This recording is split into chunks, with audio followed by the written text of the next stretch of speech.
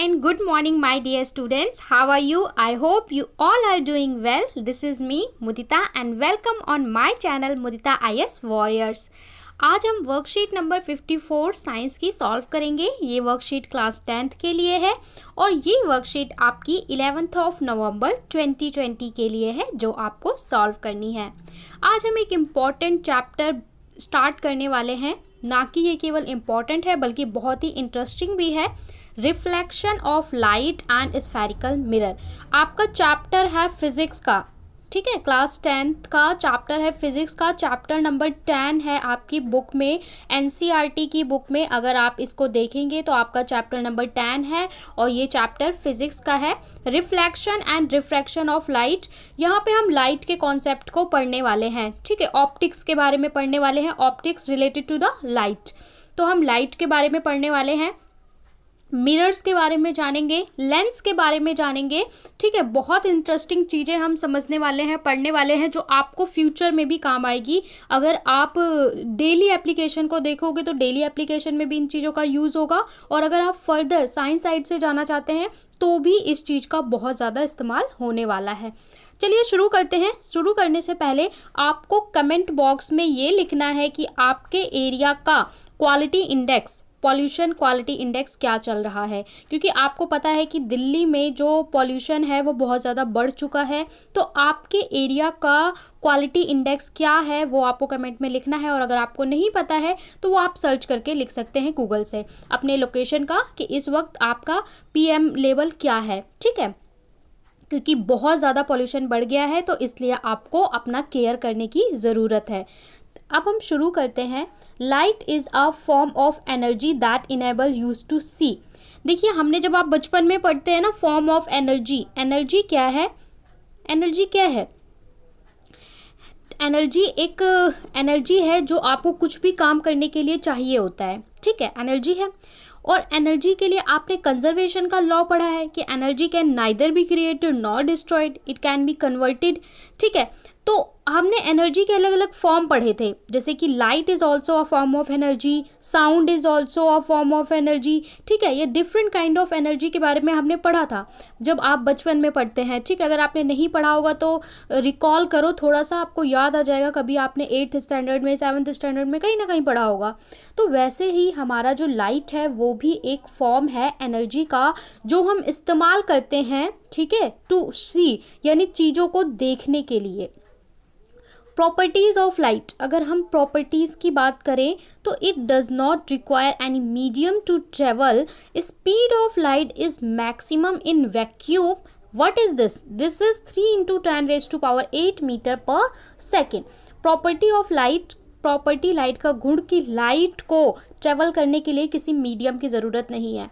अगर मैं इसका कंपेयर करवाऊँ साउंड से, साउंड मतलब क्या होता है, जो आप बोल रहे हो साउंड, वो वेव्स होती हैं और वो उसको ट्रैवल करने के लिए मीडियम चाहिए होता है। क्लास 9th में अगर आपने चैप्टर पढ़ा होगा, आपको याद हो, साउंड चैप्टर पढ़ा होगा, उसमें हमने पढ़ा था कि साउंड जो है उसको ट्रैवल करने के लिए एक मीडियम की ज़रूरत होती है, माध्यम की ज़रूरत होती है, ठीक है।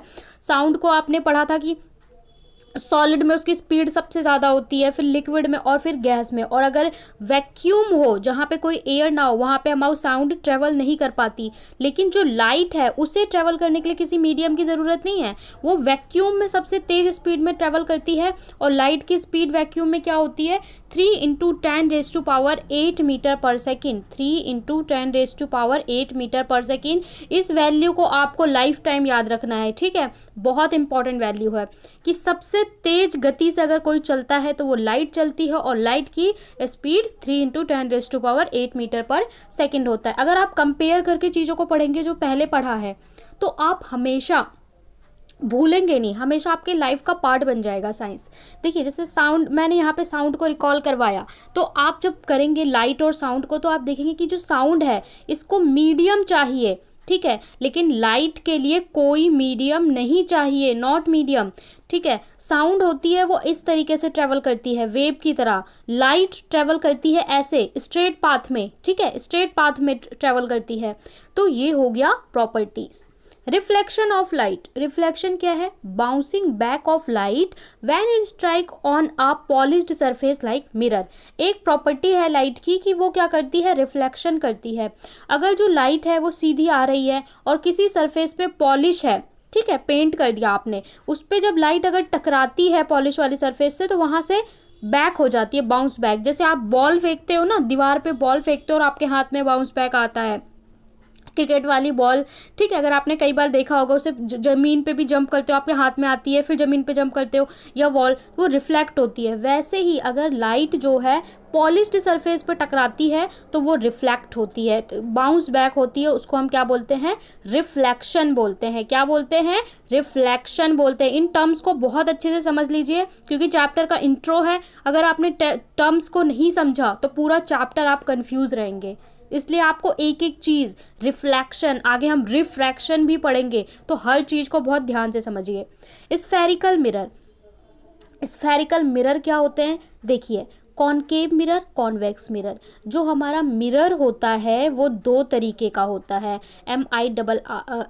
मिरर जो होता है तो वो हमारा क्या होता है? दो तरीके का होता है। One is concave, another is convex.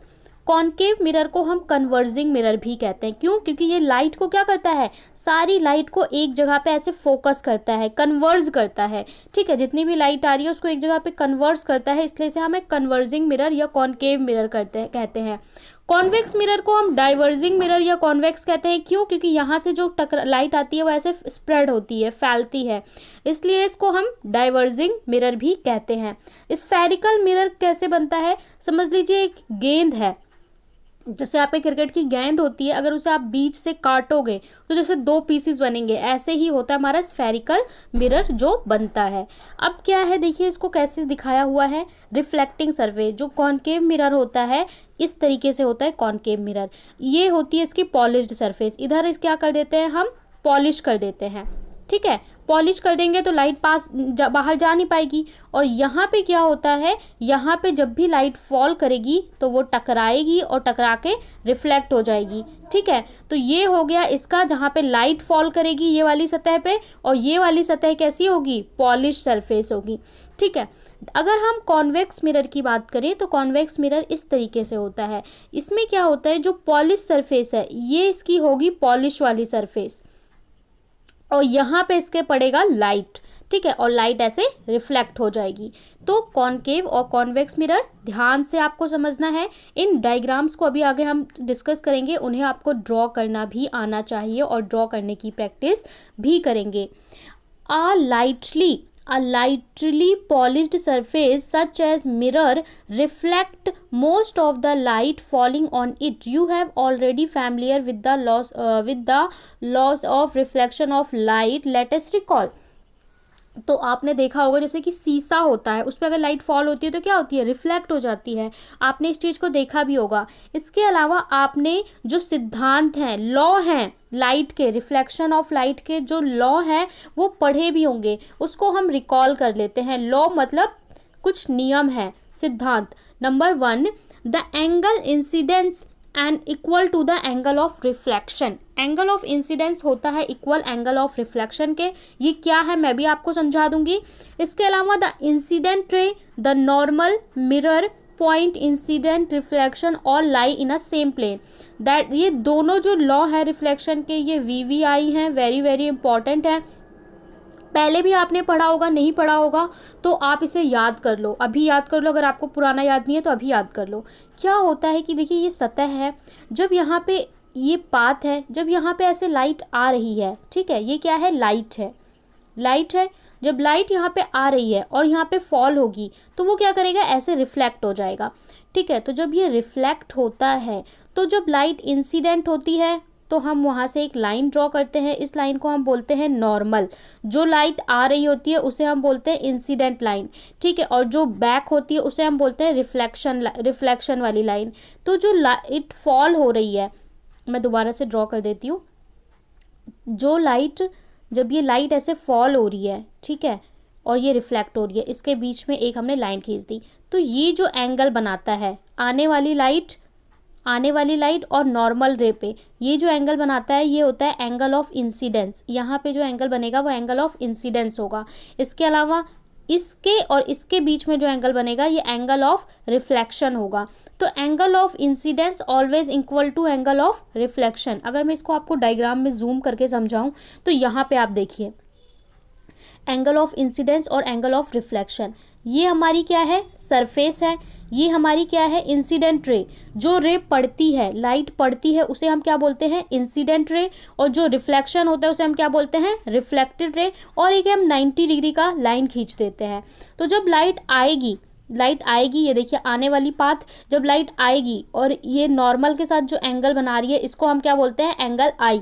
और जो ये लाइट रिफ्लेक्ट हो रही है उसके साथ जो एंगल बना रही है वो हम बोलते हैं आर। तो i should be always equal to r, यानी कि ये एंगल हमेशा इस एंगल के बराबर होगा, ये हमारा लॉ कहता है। और दूसरा नियम क्या कहता है कि इंसिडेंट रे, नॉर्मल रे और रिफ्लेक्टेड रे तीनों एक ही प्लेन में आएगा। देखिए एक ही प्लेन में आ रहा है ना, एक ही सतह पर, एक ही सरफेस पर तीनों लाइनें हमारी आ रही हैं। तो ये हमारा क्या है, नियम है, सिद्धांत है। इसके बाद देखिए कॉनकेव और कॉन्वेक्स मिरर को आपको दिखाया हुआ है कि ये क्या है आपका कॉनकेव मिरर, ये है आपका कॉन्वेक्स मिरर। कॉनकेव मिरर में जब भी लाइट आती है तो वो किस तरीके से फॉल होगी, और कॉन्वेक्स मिरर में जब लाइट आएगी तो किस तरीके से फॉल होगी। इसके कुछ अलग अलग पोजीशंस होती हैं, उसको अभी हम आगे डिस्कस करेंगे। पहले इसमें कुछ टर्म्स आपको समझने की ज़रूरत है। अगर मैं आपको कॉनकेव मिरर दिखाऊं तो ये आपका कॉनकेव मिरर है, दिस इज़ कॉनकेव मिरर। आपको पहले ही बता दिया कि ये सरफेस इसकी पॉलिश होती है। हमेशा पॉलिश वाली सरफेस को आप इस तरीके से दिखाएंगे। ये मतलब क्या होता है, पॉलिश होता है इसका मतलब। इसमें क्या होगा, हम कुछ पॉइंट्स लोकेट करते हैं। इसके हमने एंड पॉइंट को एम बोल दिया, इस पॉइंट को एन बोल दिया। जैसे कि एक गोला होता है, एक सर्कल होता है, तो अगर हम इस मिरर को कंप्लीट ड्रॉ करेंगे तो ये एक सर्कल बनाएगा। और सर्कल से अगर हम ये एक लाइन खींचेंगे तो जो सर्कल होता है उसका कुछ रेडियस होता है, कुछ डायमीटर होता है। तो उसी तरीके से हम इसको ड्रॉ करते हैं। और जो इसका इस सर्कल का रेडियस होता है, मतलब इस सर्कल का एक रेडियस होगा, ठीक है। तो जो इसका रेडियस होता है उसी को हम क्या बोलते हैं, सी मतलब क्या बोलते हैं, सेंटर ऑफ कर्वेचर। यानी जो सर्कल का हाफ है, देखिए इमेजिनरी हम लाइन ड्रॉ करते हैं और मानते हैं कि जो इसका मिड पॉइंट होगा वो क्या होगा, सी होगा। That means centre of curvature, curvature का सेंटर होगा। फिर इस वाले पॉइंट को, जो मिरर का मिड पॉइंट होता है, इसको हम पी बोलते हैं। दैट मीन पोल, ठीक है। जो मिड पॉइंट होता है इसको पोल बोलते हैं। ये जो हम लाइन ड्रॉ करते हैं इसको हम बोलते हैं प्रिंसिपल एक्सिस, ठीक है। प्रिंसिपल एक्सिस, क्योंकि जिसको हम सब कुछ मतलब बेस मानकर सारा इमेजेस ड्रॉ करते हैं, इसको प्रिंसिपल एक्सिस। ये सेंटर ऑफ कर्वेचर, ये हो गया पोल। अब सी और पी के बीच में जो एक पॉइंट आता है इसको हम बोलते हैं फोकस, एफ बोलते हैं। तो ये आपको सारी टर्म्स हैं जो आपको याद रखनी है। अब हम इन टर्म्स की डेफिनेशन देख लेते हैं। ये आपको इन टर्म्स की डेफिनेशन दी गई है और पूछा भी जाता है कई बार 1 नंबर में। प्रिंसिपल एक्सिस क्या होता है, the line joining pole and centre.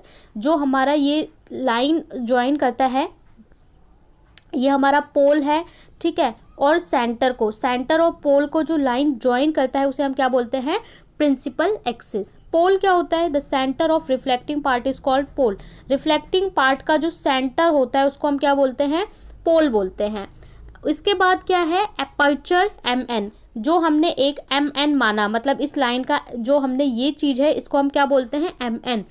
To centre point on the probability of spherical mirror is called aperture. तो इस मिरर के जो 2 पॉइंट्स हैं उसको हम अपर्चर बोलते हैं। सेंटर ऑफ कर्वेचर सी, मैंने बोला इस सर्कल का जो रेडियस होता है उसे हम सेंटर ऑफ कर्वेचर सी बोलते हैं। तो mirror is a part of sphere and centre is called centre of curvature. जो मिरर है वो एक स्फेरिकल सब्सटेंस से बना हुआ है, स्फीयर की तरह है, इसलिए हम इसके मिड पार्ट को सेंटर बोलते हैं, सेंटर ऑफ कर्वेचर। सर्कल का centre, centre of curvature. Radius of curvature, mirror is a part of sphere, radius sphere is a radius of curvature. तो इसके रेडियस को हम रेडियस ऑफ कर्वेचर बोलते हैं। फोकस क्या होता है, the point curvature and diverger light from a inertia is called a focus. जहाँ पे जो लाइट है, सारी लाइट आके फॉल होती है, ठीक है, जितनी भी लाइट आती है वो फोकस से पास होती है, उसको हम क्या बोलते हैं, फोकस बोलते हैं। Focal length, it is distance from pole and focus. Focal length क्या होती है? पोल और फोकस से, यानी कि ये P से और यहाँ पे जो F होता है इसके बीच में जो डिस्टेंस होता है वो हमारा क्या होता है? फोकल लेंथ होता है।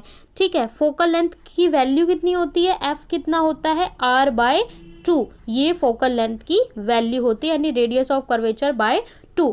तो ये कुछ पॉइंट्स हैं जो हमने देख लिए।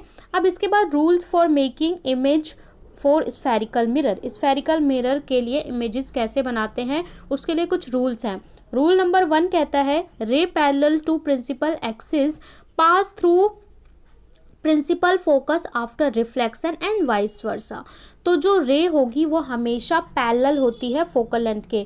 देखिए पहला नियम क्या है कि जब भी आप ड्रॉ करेंगे तो लाइट ऐसा नहीं है कि ऐसे आएगी ऐसे आएगी ऐसे आएगी, ये गलत तरीका है। लाइट हमेशा कैसे आएगी? पैरेलल आएगी। देखिए ये वाली लाइन के हमेशा पैरेलल आएगी, तो वही बोला है द रे pass through a parallel axis is reflection by, ठीक है, और हमेशा फोकस से पास करेगी। दूसरा है रे passing through centre of curvature reflect back along with path it is fall normally. अगर हमारी जो रे है वो सेंटर ऑफ कर्वेचर से पास होती है तो उसी पाथ पे वापस चली जाती है। सेंटर ऑफ कर्वेचर से अगर पास होती है तो ऐसे आएगी और ऐसे ही वापस भी चली जाएगी। तीसरा नियम कहता है ray incident obliquely at the pole reflects obliquely such as angle of incidence equal to angle of reflection। तो अगर हमारी लाइट पोल पे फॉल होती है डायरेक्ट तो वो पोल पे ही उतने ही एंगल पे रिफ्लेक्ट हो जाएगी, मतलब angle of incidence equal to angle of reflection. तो ये 3 नियम हैं जो आपको याद रखने हैं इमेज ड्रॉ करते वक्त।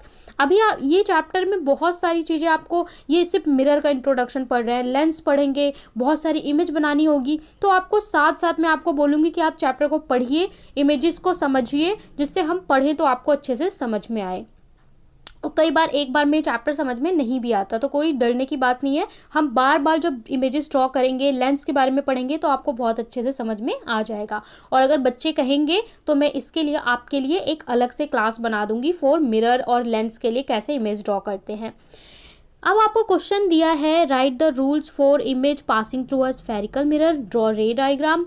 दूसरे में बोला है ड्रॉ कॉनकेव मिरर पोल फोर्स, और ये कॉनकेव मिरर में बनाना है, उसमें ये चीज़ें दिखानी है। उसके बाद कोविड अप्रोप्रिएट बिहेवियर मैसेज है wash your hand with soap and water regularly. तो आपको सोप और वाटर से अपने हैंड्स को रेगुलरली वॉश करना है, ये आप सभी जानते हैं, बहुत स्मार्ट है। आपको अपना पॉल्यूशन लेवल क्या है आपके एरिया में वो कमेंट करके बताना है। चलिए सॉल्यूशन देख लेते हैं। Right the rules image through spherical mirror, draw रे डायग्राम। रे डायग्राम के साथ स्फेरिकल मिरर के आपको रूल्स बताने हैं। रूल्स अभी हमने पढ़े थे। तो number 1, ray parallel to principal axis passes through principal focus reflection and vice versa. दूसरा, ray passing through centre of curvature reflect back along with the path of falls normally. And third था ray incident obliquely pole reflect obliquely such that angle of incidence equal to angle of reflection. पर इसमें आपको सिर्फ ऐसे लिखेंगे तो समझ में नहीं आएगा, आपको इमेज बना के लिखना है। दैट मीन आपको इस तरीके से लिखना है। पहला, ray parallel to principal axis pass through principal focus, ये बनाएंगे तो इसको आपको ड्रॉ करना पड़ेगा पेंसिल से, अपनी कॉपी में नियम के साथ ही ड्रॉ करना पड़ेगा। ये कॉनकेव, ये कॉन्वेक्स, इस तरीके से ये आपका क्या है, एफ है, यहाँ से लाइट आएगी और इस तरीके से पास होगी। और हमेशा लाइट की डायरेक्शन आपको दिखानी ज़रूरी है। यहाँ पे क्या है, लाइट ऐसे आती है और ऐसे पास हो जाती है, और ठीक है, तो यहाँ पे भी आपको पाथ दिखाने की ज़रूरत है। दूसरा, ray passing of centre of curvature, जब भी सेंटर ऑफ कर्वेचर से आती है तो उसी पाथ पे रिफ्लेक्ट होती है। मतलब जब लाइट अगर सेंटर ऑफ कर्वेचर से आएगी तो इस तरीके से आएगी और इसी तरीके से बैक जाएगी। ठीक है, सेंटर ऑफ कर्वेचर से आती है तो इसी तरीके से आएगी, इसी तरीके से बैक जाएगी।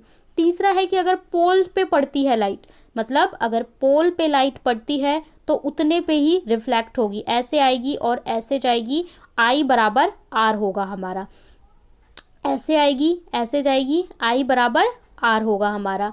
ठीक है, तो ये तीनों आपको इमेज के साथ ही बनाने हैं, क्योंकि आपको क्वेश्चन में बोला है विद द इमेज। क्वेश्चन 2 में बोला है draw concave mirror, mark pole, focus, centre of curvature. आपको एक ड्रॉ करना है तो आपको यही वाला डायग्राम ड्रॉ करना है। ये क्या है, हमारा कॉनकेव मिरर है। कॉनकेव मिरर में ये होता है प्रिंसिपल एक्सिस, ये है हमारा पोल, ठीक है, P4 पोल, C है सेंटर ऑफ कर्वेचर, फोकस, और ये है हमारा अपर्चर। तो इसे आप कॉपी में ड्रॉ कर लेंगे। यहाँ पे हमने वर्कशीट नंबर 54 सॉल्व कर ली है।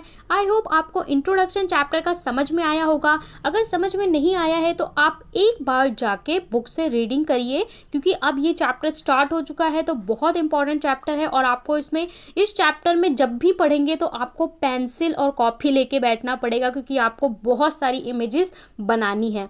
आपको क्वेश्चन का ये रिप्लाई करना है कि लॉ ऑफ रिफ्लेक्शन क्या है। लॉ ऑफ रिफ्लेक्शन 2 है, उसमें पहला नियम क्या है वो आप कमेंट सेक्शन में लिखेंगे। वीडियो को लाइक करें, शेयर करें और चैनल को सब्सक्राइब करें, जिससे आपके लिए इंटरेस्टिंग वीडियो आती रहे। मिलते हैं नेक्स्ट वर्कशीट में, तब तक के लिए बाय बाय।